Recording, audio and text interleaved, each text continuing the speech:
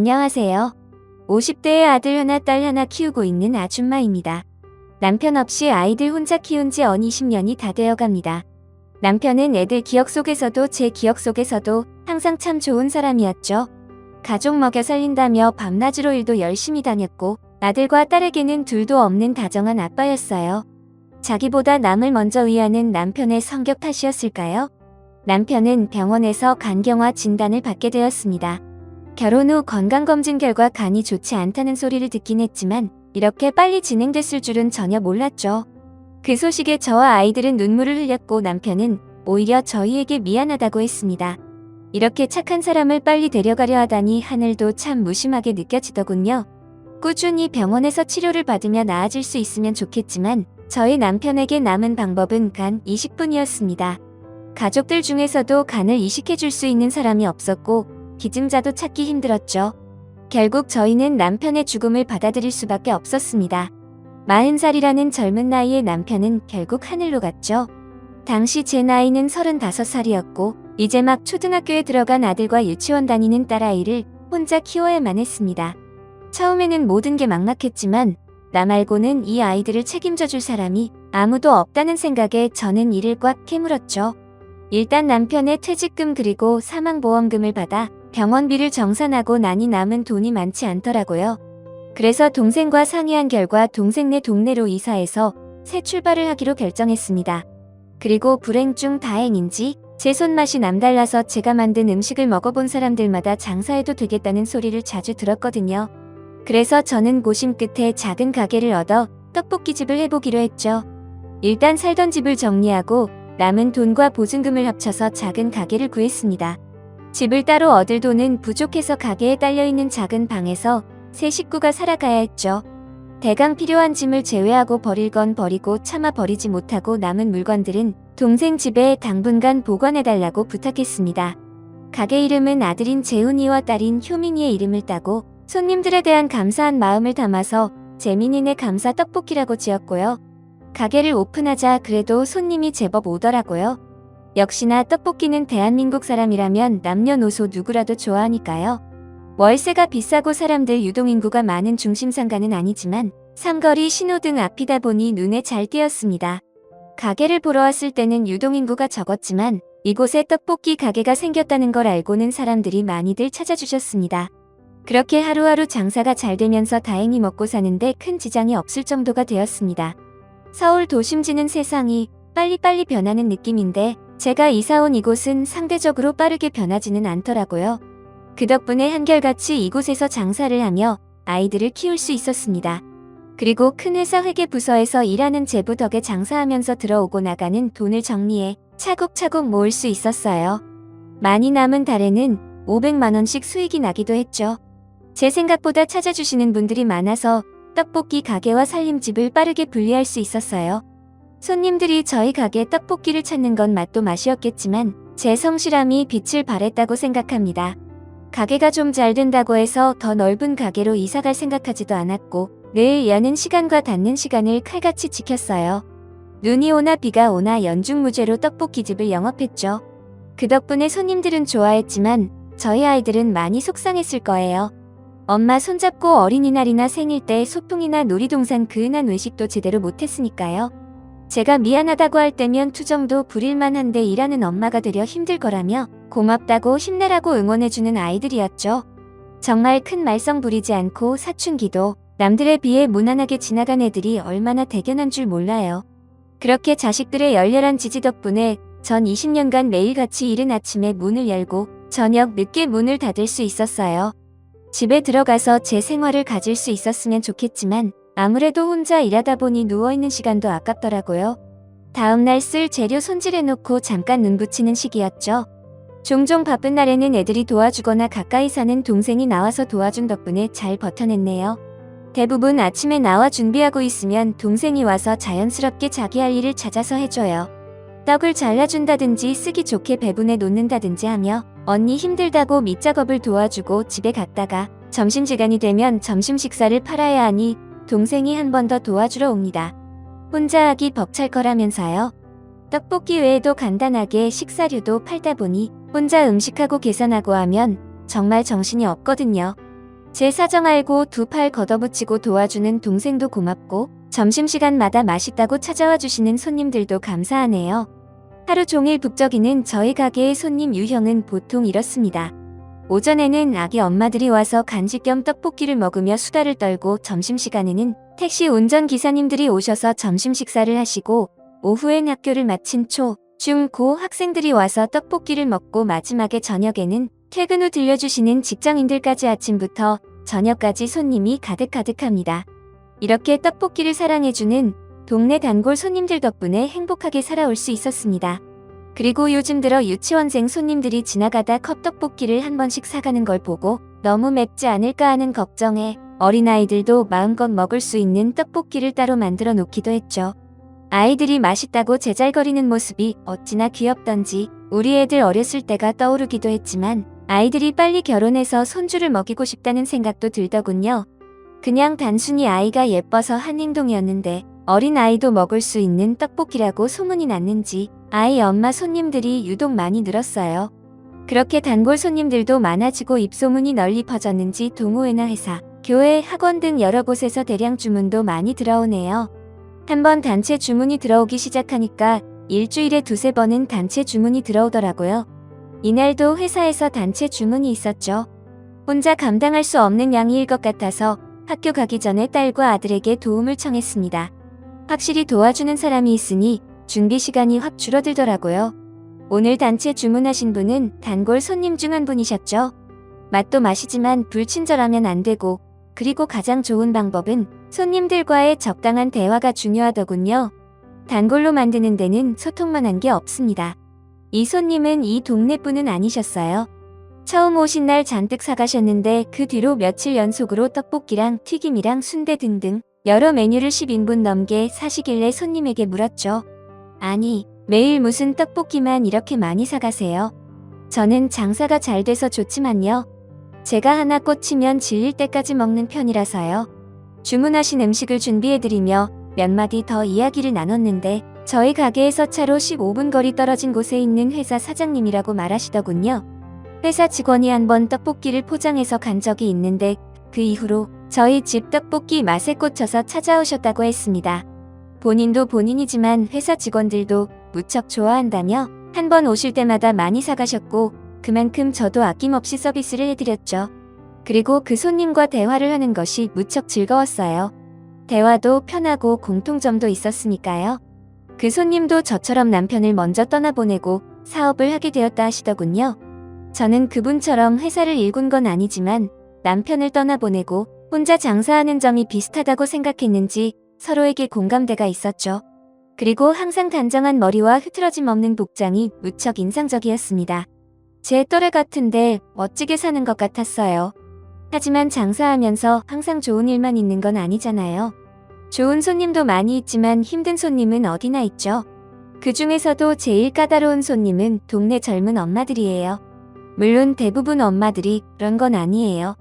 하지만 꼭 힘들게 하는 무리들이 한 번씩은 나타나더라고요. 물론 무리지어 다니는 걸 뭐라는 건 아닙니다. 그런데 왜 그런지 4~5명끼리 와서 떡볶이 1인분에 어묵 1인분 시키고 두세 시간을 앉아서 이야기하고 가곤 하죠. 사람이 없을 때는 그렇게 있어도 괜찮은데 문제는 사람이 많을 때입니다. 그 손님들이 다 먹고도 몇 시간 동안 자리를 차지하는 바람에 손님을 못 받는 경우도 많거든요. 다른 손님들이 줄을 서서 기다리고 자리가 없다는 이야기를 큰 소리로 말해도 들은 척도 안 해서 결국 제가 직접 부탁을 드렸습니다. 저 다 드셨으면 자리 좀 비워주실 수 있나요? 밖에서 다른 손님들이 기다리는데 자리가 없어서요. 라고 말하니 그중 아이 엄마 하나가 얼굴이 시뻘개져서 말하더라고요. 우리도 손님이에요. 떡볶이랑 어묵 먹었잖아요. 우리가 나가기 전에 나가라고 하면 안 되죠. 이미 다 드셨잖아요. 아까부터 밖에서 기다리는 손님도 계시는데 다 드셨으면 자리 좀 비켜주세요. 더 시키면 되는 거죠? 저희 오뎅 2개 주세요. 드시고 싶지 않은데 일부러 시킬 필요는 없고요. 다 드신 지 이미 오래된 것 같아서 다른 손님께 자리를 양보해 달라고 하는 거예요. 기다리는 분이 안 계시면 더 앉아 계셔도 뭐라고 안 합니다. 그 테이블 손님들은 계속 안 나가겠다고 고집을 부렸고 저는 다시 한번 부탁을 했습니다. 사람이 없을 때는 괜찮은데 오늘 같은 경우는 양해 좀 해달라고 하면서 말이죠. 하지만 나가달라는 말이 기분이 나빴는지 함께 있던 다른 엄마들까지 한마디씩 거들며 안 나가겠다고 항의하더군요. 아줌마가 뭔데 우리한테 나가라 말아요. 동네 장사 이런 식으로 하시면 안 되지. 맞아요. 우리가 여기를 얼마나 자주 오는데. 떡볶이집에서 2시간 전에 떡볶이를 다 먹고도 안 나가겠다고 고래고래 소리를 지르는데 귀청이 나가는 줄 알았습니다. 뭐라 달래도 고집을 피우며 계속 쏘아붙이니 괜히 건드렸나 후회하고 있는데 옆에서 떡볶이를 먹던 학생이 혼자 말인 척 큰 소리로 말하더군요. 아우 시끄러워. 다 먹었으면 좀 나가지. 이 아줌마들 애들 하원 버스 올 때까지 여기 죽 때릴 생각인가 보네. 이 학생들뿐만 아니라 다른 손님들도 이쪽을 보며 불편해하더라고요. 이런 경우는 처음이라 어쩔 줄 몰라 하고 있는데 학생의 말에 기분이 상했는지 이번에는 그 학생에게 불똥이 튀겼습니다. 학생 지금 뭐라 그랬어? 우리가 여기에 있어서 학생이 뭐 피해본 거라도 있어? 지금 아줌마들 시끄럽게 굴어서 제대로 못 먹겠다고요? 뭐? 이 학생 말하는 것 좀 봐. 부모가 어떻게 가르쳤으면 어른 공경도 할 줄 모르고 와 아줌마 자식 어떻게 클지 보이네요. 요즘 아줌마들 같은 사람들을 뭐라고 하는 줄 아세요? 학생들이 지지 않고 대들며 한 말에 자극을 받았는지 애기 엄마들은 학생에게 삿대질까지 해가며 소리를 지르더군요. 고작 6테이블이 있는 작은 가게가 순식간에 난장판이 되어버리고 전 애기 엄마들과 학생들 사이에서 어떻게든 진정시키려고 했죠. 그때 아주 큰 소리가 났습니다. 순식간에 가게 안에 있던 사람들의 시선은 그쪽으로 쏠렸고 시선을 집중시킨 사람은 단골 손님인 여사장님이었습니다. 식당에서 취식행위가 끝나면 자리를 비워주는 건 당연한 것 같은데 그런 상식을 모르시는 건가요? 아니면 알면서도 이러시는 건가요? 당신이 뭔데 끼어들어요? 나 여기 단골 손님인데 올 때마다 빈 접시 놓고 앉아있는 걸 많이 봐서요. 아줌마보다 우리가 더 자주 오는 단골이거든요. 참견 말고 조용히 떡볶이나 드시죠. 단골. 자주 오는 사람이 엄청난 단골이라 오해하시는 것 같은데 일주일에 3번 와서 10인분 이상씩 사가는 사람이랑 4명이서 와서 떡볶이 1인분 시켜놓고 3시간 동안 앉아있는 사람 중 누가 더 좋은 단골인지 따져볼까요? 참나, 지금 돈 많이 쓰는 손님이라고 갑질하는 거예요? 갑질은 지금 아줌마들이 하는 거죠? 5,000원어치 시켜놓고 3시간 동안 앉아있으면서 다른 손님이 와도 자리 안 비켜주고 어묵 국물 리필하며 버티고 있는 당신들이 하고 있는 게 갑질 아닌가요? 오, 다 맞는 말씀. 팩폭 죽인다. 단골 사장님과 아이 엄마들의 신경전이 이어졌지만 사장님이 전국을 콕콕 찌르자 별말을 못하더군요. 잠시 정적이 흐를 때 아까 싸웠던 학생들이 박수를 치면서 사장님의 말솜씨에 감탄하면서 웃었고 결국 애기 엄마들은 5,000원을 탁소리가 나게 내려놓으며 말하더라고요. 우리 여기 다시 안 올 거예요. 아줌마 후회할 줄 알아요. 우리가 얼마나 마당발인데 이 동네 소문 다 내서 망하게 해줄게요. 소리치고는 나갔습니다. 상황은 일단락됐지만 가게 꼴이 말이 아니었어요. 일단 취식하고 계시는 손님분들이 있으니 서둘러서 치웠고 전 단골 사장님에게 감사 인사를 했죠.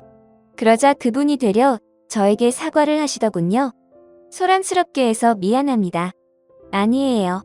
오히려 쫓아내주셔서 감사하죠. 이런 상황을 제대로 정리 못한 제 잘못이에요. 이런 일에 휘말리게 해서 되려 죄송하네요. 저런 사람들 그냥 안 받는 게 이득일 거예요.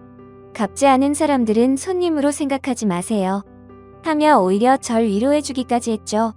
단골이었던 학생들도 그 사장님에게 말하더군요. 아줌마 진짜 멋있어요. 그래? 아줌마 멋있었어? 라고 멋쩍게 웃어 보이더니 제가 수습해야 하는 일인데도 본인이 소란스럽게 해서 미안하다며 매장 안에 계신 손님들 음식값과 또 떡볶이와 이것저것 해서 15인분을 포장한 값을 지불하겠다고 하시네. 아이고 사장님. 이러지 마세요. 제가 드려야죠. 도와주셨는데. 아니에요. 소라는 제가 피웠는걸요. 이렇게 안 하면 죄송해서 못 잘 것 같아요. 하며 끝까지 10만 원을 내려놓고 도망치듯 나가시더군요.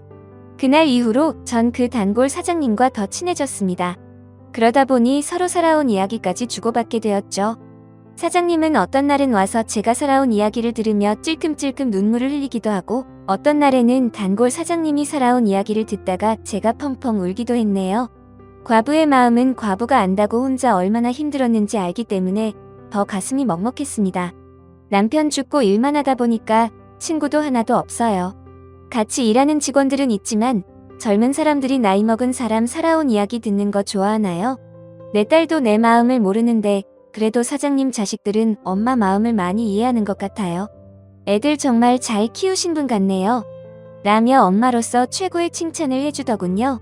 누군가 그동안 힘들었던 세월을 알아준다니 모두 보상받는 느낌이었죠. 만년에 좋은 친구도 생기고 저는 확실히 인복이 있는 사람인 것 같았어요. 그러니 이렇게 좋은 사람들이 찾아와 떡볶이로 아들, 딸 잘 키워서 모두 대학에 보낼 수 있었겠죠. 그리고 아들은 무사히 대학까지 졸업을 하고 재작년에 좋은 회사에 취직을 했습니다. 물론 아이들은 사춘기 시절에는 친구들 앞에 엄마가 떡볶이를 파는 것을 부끄러워했던 시기도 있었지만 2년간의 사춘기가 무사히 지나가고 난 뒤로는 주말이면 저희들이 번갈아 가며 가게에 나와서 엄마를 도와주는 착한 아이들이에요. 그런데 아들은 요즘 같은 회사에서 만난 아가씨와 연애 중이라 예전만큼 가게 일을 도와주지 못했죠. 아들이 가게 일을 도와주는 것보다 장가가는 것이 더 중요했던 저는 가게에 나오지 말고 데이트하러 나가라며 등을 떠밀기도 했네요. 그리고 아들이 연애한 지 1년 정도가 됐을 때 두 사람은 결혼하기로 했다 했고 지난달에는 고운 며느리 감을 데려와 저와 딸에게 인사를 하고 갔죠. 그러나 저는 며느리 감이 인사를 다녀가고 난 뒤 마음 한켠이 무거워졌습니다. 오빠 데려간다는 사람이 다 나타나고 정말 착한 사람인가 봐. 엄마 오빠는 빨리 장가 보내고 우리 둘이 살짝 어두운 제 표정을 본 딸은 혹시라도 며느리가 마음에 안 들어서 그러는 줄 아는지 그 아가씨 편을 열심히 들더군요. 하지만 제가 걱정하는 부분은 며느리들 사람의 집안이 꽤 부잣집인 것 같다는 것이었습니다. 며느리가 살고 있다는 지역은 시세를 대충 들어보니 저희와 다르게 엄청 비싼 곳에서 살고 있었으니까요. 우리 집에 와보고 많이 실망했을 수도 있고 아빠 없이 자랐다고 무시당하는 거 아닐지 걱정됐습니다. 그리고 아들과 딸 시집장가 보낼 때를 대비해 통장에 꽤 많은 돈을 모아놨다고 생각했는데 저런 집안의 아가씨면 턱없이 부족하겠구나 싶어 한숨만 나오더군요.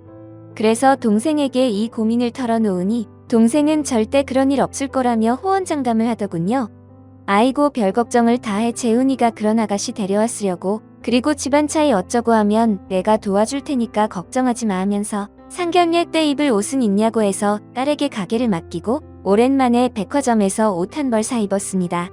동생이 함께 가서 골라줬는데 무척 곱더라고요. 동생은 새 옷 입고 어깨 펴고 당당하게 행동하라고 했지만 어쩐지 자꾸 주눅이 드는 것은 어쩔 수 없었습니다.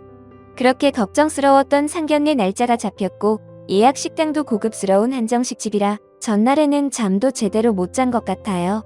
동생은 가게 걱정은 말고 잘 다녀오라고 했습니다. 아들은 여자친구와 그곳으로 온다고 했고 저와 딸은 미용실에서 머리도 한 뒤 단정하게 차려입고서 예약된 식당으로 향했습니다. 이런 고급 식당은 처음이라 어쩔지 몰라서 당황하는데 딸이 평상시처럼 행동하라고 저를 잡아주더군요. 최대한 평정심을 찾아서 직원이 안내하는 방 앞에 섰죠. 그리고 미닫이 문이 열리자 안에 계신 사람들이 벌떡 일어나서 저를 맞이해 주시더군요.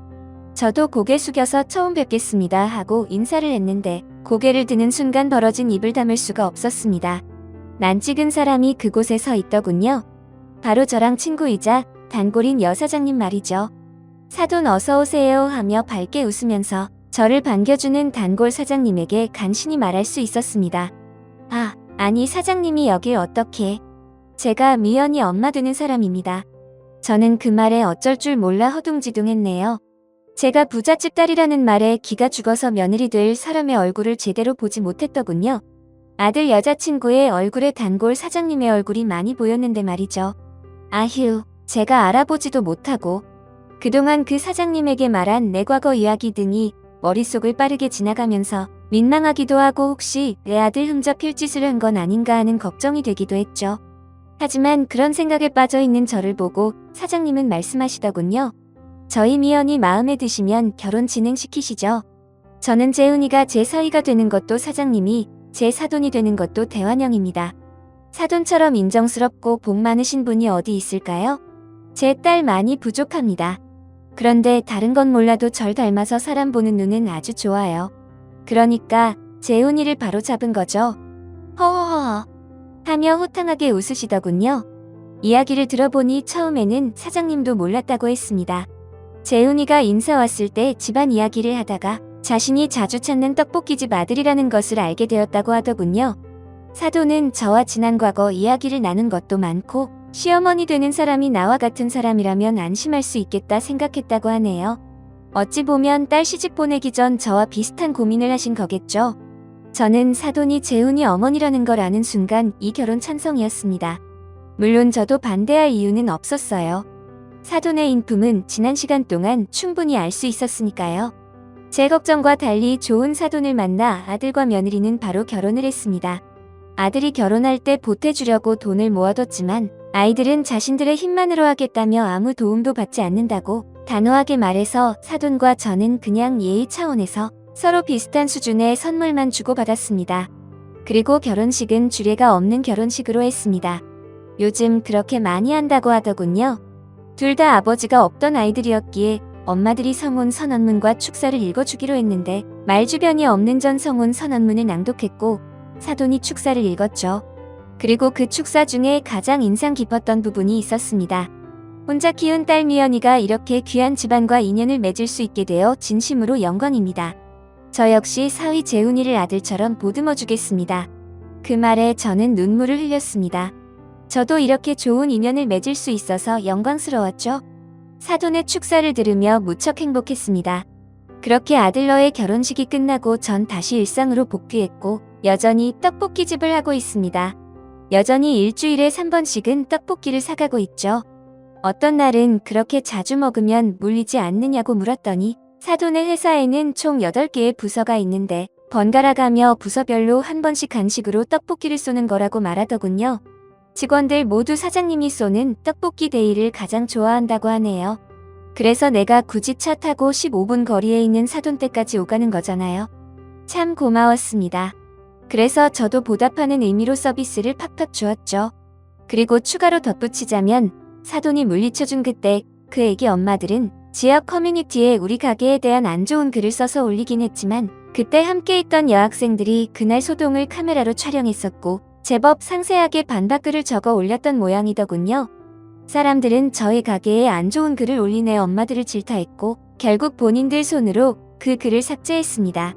그 여학생들에게 너무 고마워서 떡볶이랑 오뎅 등을 공짜로 먹을 수 있게 해줬고 저희 가게에 올 때마다 서비스를 팍팍 줬습니다. 여러분들이 보시기에도 저는 정말 인복이 많은 사람인 것 같죠? 언제까지 떡볶이집을 할 수 있을지 모르겠지만 할 수 있는 그날까지 저는 이 자리에서 감사하는 마음으로 떡볶이를 만들고 있을 겁니다.